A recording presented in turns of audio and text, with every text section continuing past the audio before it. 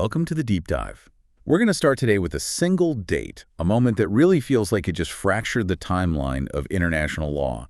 That date is January 3, 2026. It's the day U.S. Special Operations Forces went into Caracas, the capital of Venezuela, and conducted a unilateral military extraction of President Nicolas Maduro and his wife, Celia Flores. Right. Pulled them right out of their residence. And this operation, which was codenamed Absolute Resolve, was so much more than just a raid. Oh, absolutely. It wasn't just, a cross-border law enforcement action against some indicted leader. Our sources are all pointing to the same conclusion. This was the kinetic manifestation, the raw physical result of a radical restructuring of American foreign policy. A restructuring that had been, as we'll see, building for a very, very long time. And it immediately gave us this new, very controversial piece of political slang. The Don-Roe Doctrine. Exactly. It became this personalized, codified thing almost overnight. And that's our mission for you in this deep dive. We want to trace that entire two-century arc. We need to show you exactly how the original Monroe Doctrine, which, believe it or not, started as a purely defensive idea back in 1823. Right, a keep-out sign. How that mutated step by step through different crises and add-ons and wars until it became this aggressive tool for acquiring resources and managing politics that we saw in 2026. When you look at that long history, there is this one consistent and, frankly, chilling pattern. The steady erosion of Westphalian sovereignty. Explain that for us. It's that core principle of international law, the idea that a state is sovereign, it's untouchable within its own borders. And what we're going to track is how that idea was just chipped away bit by bit in Latin America. From a time when the U.S. was this shaky new country, all the way to 2026. When it effectively declared itself the proprietor of the Western Hemisphere. And to really understand the sheer, almost unbelievable audacity of Operation Absolute Resolve, we have to start at the complete opposite end of that power spectrum. Okay, so let's set the stage. We're going back to 1823, Section 1, the foundations of fragility. Because when President James Monroe laid this all out in his message to Congress, the U.S. was not a superpower. Not even close. Far from it. This is the single most important piece of context, and it's the one that always gets lost. In 1823, the United States was a peripheral power. Militarily, it barely registered. Our sources all described the U.S. Navy at the time as negligible. So this famous assertive doctrine was actually born out of weakness? Exactly. It was born of deep fragility and anxiety, not strength. This wasn't the U.S. flexing its muscles. It was the U.S. desperately trying to build a diplomatic fence around itself because it was genuinely scared. Scared of what specifically? What was happening in the world in 1823? It was the fallout from the Napoleonic Wars. The Spanish Empire had essentially disintegrated, leaving this huge power vacuum all across South and Central America. And a lot of newly independent, very fragile republics. Very fragile. And Monroe, along with his Secretary of State, the brilliant John Quincy Adams, they looked across the Atlantic and saw the Holy Alliance. And the Holy Alliance, just to be clear, we're talking about the old monarchies of Europe. The old guard. France, Russia, Prussia, Austria, deeply conservative, autocratic powers who saw it as their mission to crush republicanism wherever it popped up. They looked at Latin America and saw a perfect opportunity to restore monarchical rule. So the fear was that these new republics would be reconquered, and suddenly the United States, this lonely little Republican experiment, would be completely surrounded by hostile European empires all over again. That was the nightmare scenario. And so the doctrine was really a diplomatic no trespassing sign, a preemptive strike. And that fear led to the three core pillars of the original doctrine. And these three pillars are the baseline, right? They're what we have to measure every other change against. They're everything. Pillar one was the principle of non-colonization, which was the statement that the American continents were, and I'm quoting here, henceforth not to be considered as subjects for future colonization by any European power.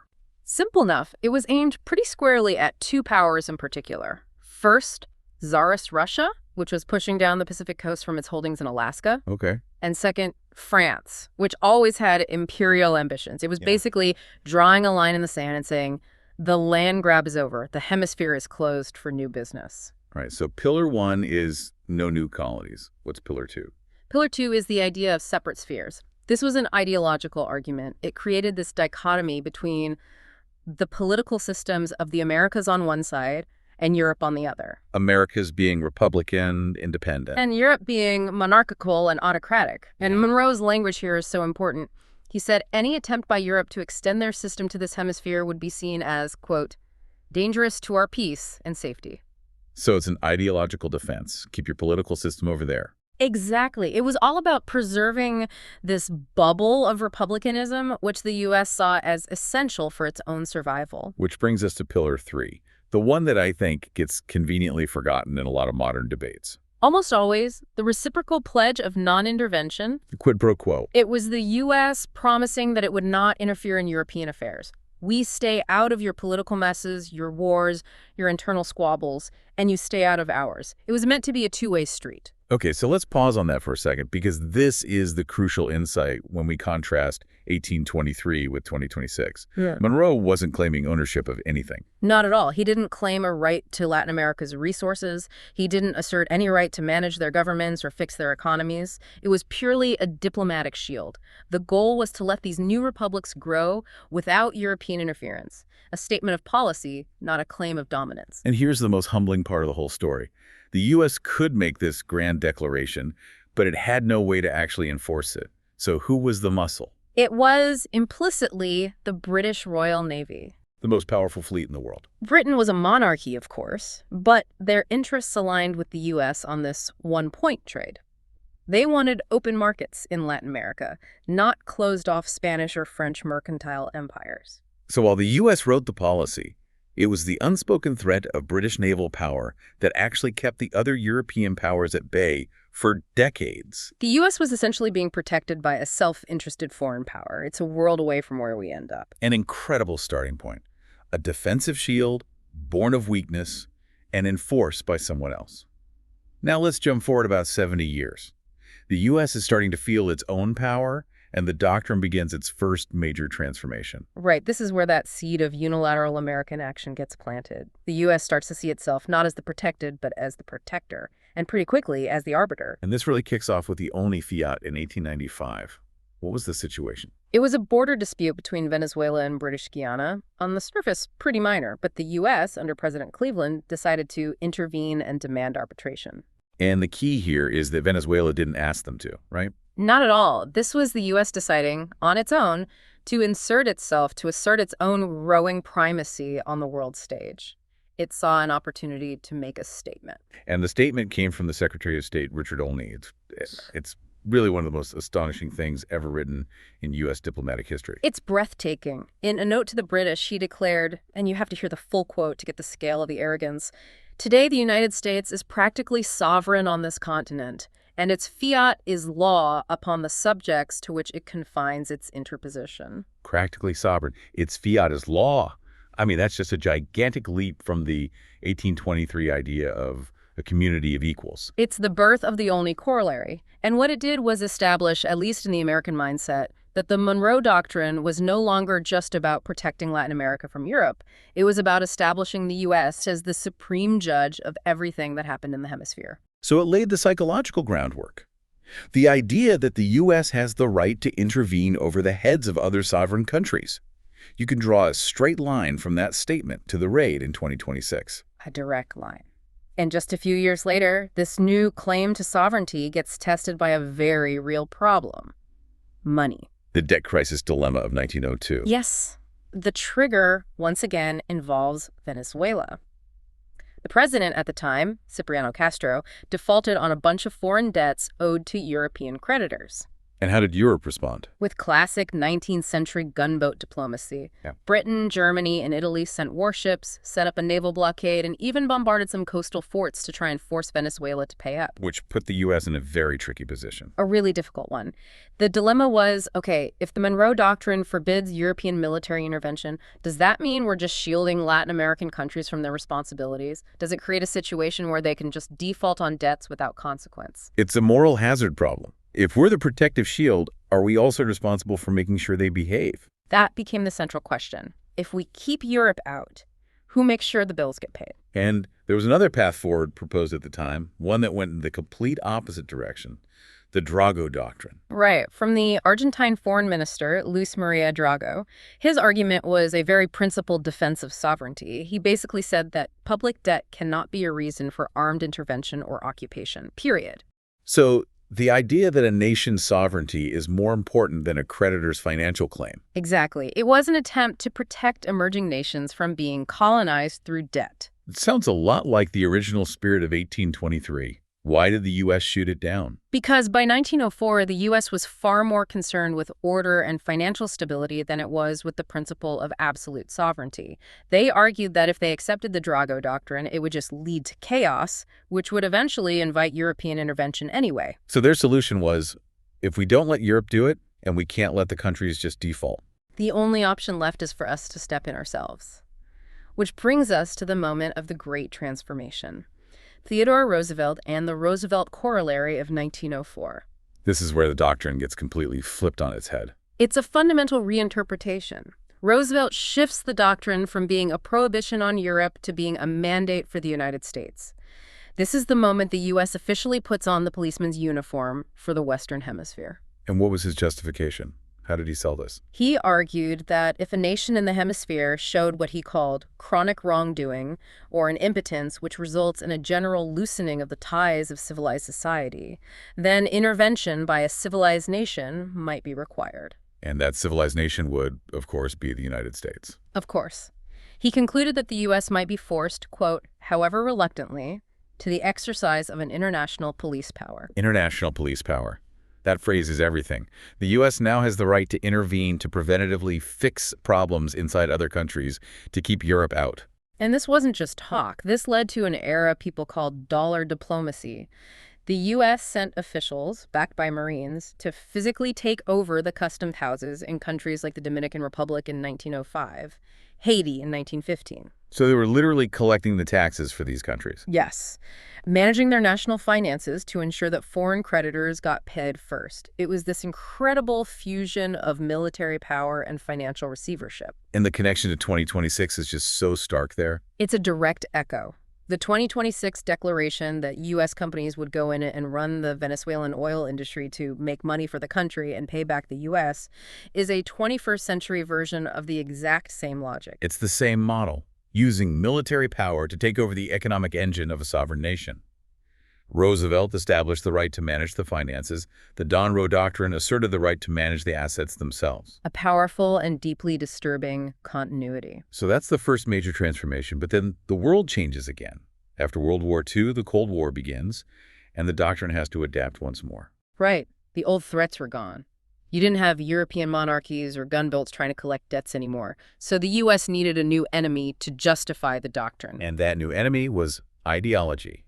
International communism. It was framed as this alien ideology, something completely foreign to the American system of republics. And so the Monroe Doctrine became the primary justification for containment policy here in the Western Hemisphere. So the U.S. mission shifted from preventing debt default to preventing any government from aligning with the Soviet Union. Precisely. Any move toward the Soviet bloc was defined as a violation of the separate spheres principle, a threat to hemispheric security. The rhetoric changed, but the underlying premise of unilateral U.S. intervention stayed the same. We see this play out over and over again. A classic example is Guatemala in 1954. Yes, the CIA-backed coup that overthrew the democratically elected president Jacobo Arbenz. And his big sin wasn't that he was a Soviet puppet, but that he initiated land reforms that threatened the holdings of a huge, politically connected American corporation, the United Fruit Company. Exactly. The official justification was stopping a communist beachhead. But our sources make it clear that corporate economic interests were at the very center of that decision. Which is a vital pattern to notice, right?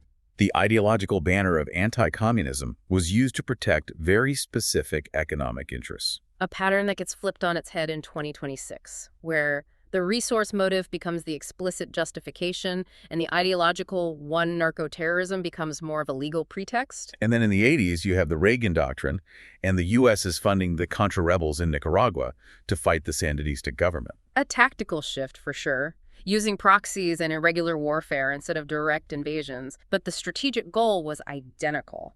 Enforce the doctrine, keep the alien ideology out. For 40 years, the Monroe Doctrine was the ghost in the machine for nearly every U.S. action in Latin America. Which brings us to a really key precedent, maybe the closest historical parallel to the Maduro capture. It happens right at the end of the Cold War. Operation Just Cause, the invasion of Panama in 1989. This is the template. You really have to compare the capture of Manuel Noriega in '89 with Maduro in 2026. The similarities and the differences are incredibly revealing. Okay, let's break it down. In 1989, the target is General Manuel Noriega. He's the de facto military leader of Panama, but not the official president. Right. And in 2026, the target is Nicolas Maduro, the sitting, internationally recognized, though heavily disputed, president of Venezuela. The legal justification in both cases. Identical. U.S. federal drug trafficking indictments. Noriega was indicted for trafficking and money laundering. Maduro was indicted for narco-terrorism. In both cases, the U.S. government just decided that the criminal indictment stripped the leader of any claim to sovereign immunity. They were declared illegitimate. And to make that stick, to actually bring them to trial in a U.S. court, requires this very specific and kind of obscure piece of U.S. domestic law. The Kerr-Frisbee Doctrine. This is so critical to understanding how this all works. So what does it say in simple terms? In simple terms, it's a Supreme Court precedent that says a criminal court's right to try you isn't affected by how you were captured. Even if the government broke international law, invaded a country, or kidnapped you to get you into the courtroom, the trial still goes forward. So the illegal method of capture can't be used as a defense to challenge the court's jurisdiction. Exactly. It's a staggering legal workaround. The U.S. can essentially say, we will violate any law necessary to bring you to justice. But once you're on our soil, our justice system is all that matters. It's the legal armor that makes an operation like absolute resolve possible from a judicial standpoint. But there's a huge operational difference between Panama in '89 and Venezuela in 2026. This is why our sources keep calling the Maduro raid so much more brazen. It's the difference between launching an attack from inside the house versus breaking down the front door from the street. In 1989, the U.S. already had a massive military footprint in Panama. There were 12,000 U.S. troops permanently stationed in the Panama Canal Zone. The invasion launched from bases that were already there. It was overwhelming force against a surrounded target. Whereas in 2026, Zero footprint. The entire operation was launched from ships at sea and planes in the air. It required a forced entry deep into a hostile capital city with no pre-existing bases. The risk, the audacity, the violation of sovereignty, it was on a whole other level. So we've come a long way. From a defensive shield to a financial cot to an ideological enforcer willing to abduct foreign leaders. Which brings us to the final and most radical mutation of this doctrine. Yes, this is where all the masks finally come off. In late 2025, the administration formalizes what our sources are calling the Trump corollary. This is the biggest revision since Teddy Roosevelt in 1904. It basically throws out the whole post-Cold War focus on soft power, democracy, all of that. It's all gone. It's replaced with the doctrine of raw resource control and exclusionary power. And this is all codified in the administration's new National Security Strategy, the NSS, in 2025. This is where the policy officially moves from maintaining order to active appropriation. The proprietor role. The proprietor role. So let's get into the specifics of this doctrine of appropriation. What are the key tenets laid out in that NSS? Tenet number 1 is resource acquisition, and it's shockingly explicit. The NSS states that the U.S. military will be used to gain access to energy and mineral resources in the region. So we're not talking about trade deals here. We're talking about using military force as a tool for getting resources. Yes. The obvious target is Venezuelan oil, but it's also about lithium, which is crucial for batteries, cobalt, rare earth, all the materials you need to compete with China in the 21st century. Wow. Okay, so it's Tenet 1. What's 2? Tenet 2 is exclusion of competitors. The policy is explicitly zero-sum. It's designed to deny non-hemispheric competitors, and it specifically names China and Russia any ability to position forces or build infrastructure that could threaten U.S. interests. So if a Latin American country, say, signs a major port deal with China or lets Russia build a satellite station. That is now defined as a direct threat to U.S. national security, potentially justifying intervention. And the third tenet. Control of assets. The doctrine asserts the U.S. right to prevent hostile foreign ownership of key assets. This reframes the entire hemisphere. It's not a security buffer anymore. It's a strategic supply depot that must remain under U.S. management. So Roosevelt's corollary made the U.S. a policeman. The Trump corollary turns the U.S. into a proprietor, a supply manager. And President Trump, of course, personalized this, which is where the Don-Roe name comes from. His statement that American dominance in the Western Hemisphere will never be questioned again really sealed it. It also formalized this idea of conditional sovereignty. Yes. The new operating premise is that sovereignty is not a right. It's a privilege that can be revoked if a nation fails to align with U.S. economic or security interests. If you invite in the Chinese, if you tolerate cartels, you forfeit your sovereignty. But the raid on January 3rd didn't happen in a vacuum. It was the final step of a months-long pressure campaign. A shaping campaign known as Operation Southern Spear. It was designed to systematically weaken the Venezuelan state, normalize the use of force, and create the legal pretext for the final move. So let's walk through that timeline from September to December of 2025.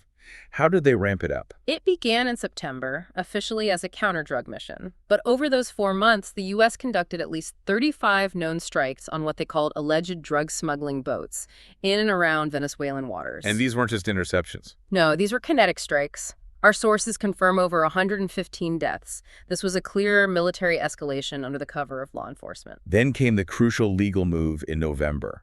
On November 24th, the U.S. officially designated the Cartel de los Soles, the cartel allegedly run by Maduro and his inner circle, as a foreign terrorist organization, an FTO. And that designation is the whole ballgame, legally speaking. It's everything. Because it instantly reframed the conflict. It's no longer a political dispute with a sovereign nation. It's now a counterterrorism operation against a criminal group.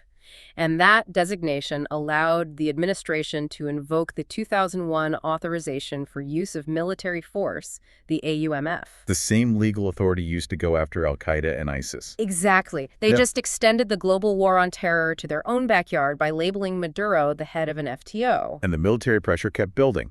In December, there was a naval blockade. A near-total blockade. They were seizing oil tankers, cutting off the regime's last major source of cash. And then, just days before the raid, the first strike on Venezuelan soil. December 30th, a CIA drone hit a dock near a naval base. It was a test. It was designed to probe their air defenses, to see how they'd react, and to get the world used to the idea of American munitions hitting Venezuela. The shaping campaign was complete. Which brings us to the night of the operation itself. January 3, 2026. Let's reconstruct what happened because the scale of it is just stunning. It was a textbook decapitation strike. Swift, overwhelming, and perfectly timed for 2 a.m. local time to maximize surprise. It started with Phase 1, the suppression wave. A massive wave of airstrikes, precision munitions hitting military command centers, air defense sites, and key installations all across the capital region. So the goal was to blind and deafen the Venezuelan military before anyone even knew what was happening. Complete air supremacy in the first hour. Sources on the ground described huge explosions rocking Caracas. Military infrastructure was destroyed, and there were unverified reports of civilian casualties near some of the bases that were hit. They wanted to make sure there could be no organized military response. And under the cover of those airstrikes, Phase 2 began, the insertion. Between 3 and 4 a.m., U.S. Special Operations Forces, identified in our sources as Army Delta Force, flew in by helicopter to conduct the actual raid on Maduro's fortified residence. The audacity of that alone, flying special operators deep into a capital city. It shows you how confident they were that they owned the skies. The raid itself was reportedly very quick. Maduro and his wife, Vasilia Flores, were captured in their sleep, secured, and moved to an extraction point. And then they had to get them out. Right. A helicopter flight back out to the coast where the USS Iwo Jima, a massive amphibious assault ship, was waiting in international waters. From there, they were flown directly to the U.S. to stand trial in New York. The whole thing was over in about 5 hours. But the operation didn't stop at the capture. And this is what really separates 2026 from Panama. It's what the U.S. did next. The power vacuum. Back in Caracas, the Venezuelan Supreme Court tried to follow their constitution and appointed the vice president, Delcy Rodriguez, as the acting president. A normal constitutional succession. But the U.S. government immediately and publicly rejected it. This was the signal that the U.S. was not going to respect any internal Venezuelan process. And then came the announcement from the White House. The president announced that the United States would, and this is a direct quote, run the country until a judicious transition could be arranged. He then named a governing team of high-level U.S. officials to oversee Venezuela. Not just diplomats. We're talking the Secretary of State, Marco Rubio, the Secretary of War, Pete Hegseth, and a top general, Dan Kane. Naming officials at that level sent a very clear message. This wasn't a temporary occupation. The U.S. intended to treat Venezuela as a full-blown receivership managed directly from Washington. And their mandate wasn't democracy, it was economics. This is the corporate mandate. The explicit economic justification for the entire operation. The president laid it out in the plainest terms possible. He said U.S. oil companies would go in, spend billions of dollars, fix the badly broken infrastructure, and start making money for the country. It's the ultimate expression of the resource primacy tenet. The military secures the asset. U.S. corporations move in to operate it. And then came the final, most shocking statement. He said that the wealth from that oil would go to the U.S. as, quote, reimbursement for the damages caused us by that country. So Venezuela is now a hostile asset that owes the U.S. money, and its resources will be used to pay that debt. It's the complete confirmation of the proprietor model. It's dollar diplomacy from 1904, but on a scale that Roosevelt could have never imagined. It's the doctrine of appropriation made real. A truly stunning endpoint for a 200-year journey that began with a promise to respect sovereignty. And the global fallout from this, as you can imagine, was immediate and focused almost entirely on the absolute collapse of international law. Right. The legal experts, pretty much across the board, were in agreement. This was a massive violation. It's a textbook violation of Article 2.4 of the UN Charter. That's the bedrock principle that prohibits the use of force against the territorial integrity of any state. You just can't do what the U.S. did. But the administration had its legal justification ready to go. They did. Their big international law argument was a real stretch. They invoked Article 51 of the UN Charter, the right to self-defense. And the logic there was? What? The logic was, the Cartel de las Olas is an FTO. FTOs are an imminent threat to the U.S. Therefore, taking out the head of that FTO, even if he's a president in his own capital, is a legitimate act of self-defense against narco-terrorism. An interpretation that most international legal scholars find pretty unconvincing. Deeply unconvincing. But again, it doesn't matter for the U.S. trial. Thanks to Kerr Frisbee, the court in Iran doesn't care how Maduro got there. And this also kicked off a huge fight at home in the U.S. over war powers. This was done with no congressional approval. None. The White House argued they didn't need it.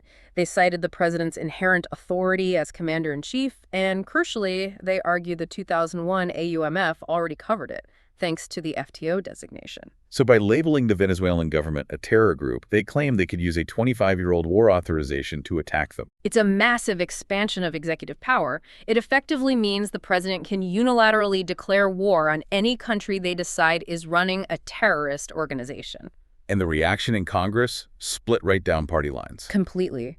Democratic leaders like Hakeem Jeffries called it an illegal war.